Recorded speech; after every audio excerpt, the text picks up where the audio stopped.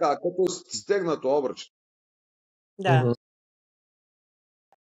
Така? И после? И аз тогава ти казах, да, усещам, че нещо тук ме скубе. Не. Отгоре. Чакай, той после Да. за втората чакра. Той беше за третото око. Към 10, кога беше? Към 10 и половина. Верно, да. И сутринта става към 8, от 8 и половина до 9 и половина. След един час, към 10 и половина, ние трябваше да се чуем пак. Точно. Да се чуем. И водим пак разговор. И кога казва, Ники, почва да ме боли главата тук отгоре.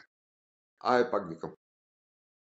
Викам, как те боли? Викам, много ме боли. Все едно, вика, нещо, вика, ме натиска, вика. И аз, питам, иска нещо да излезе ли? Тя вика, да. И казва, вика, все едно, вика, някой, вика, ма скуби, вика, така за косата нагоре. Да. Викам, айде, викам, пак симптоми, индикации за инициация. И аз казвам, викам, добре, визуализирай, че има капак. Кажи го как е на сръбски капак. Поклопак. Нали? Поклопак. Че има нещо, Да. да си помогне, нали, да се отвори. Тя вика, боли, вика, пак боли, вика, много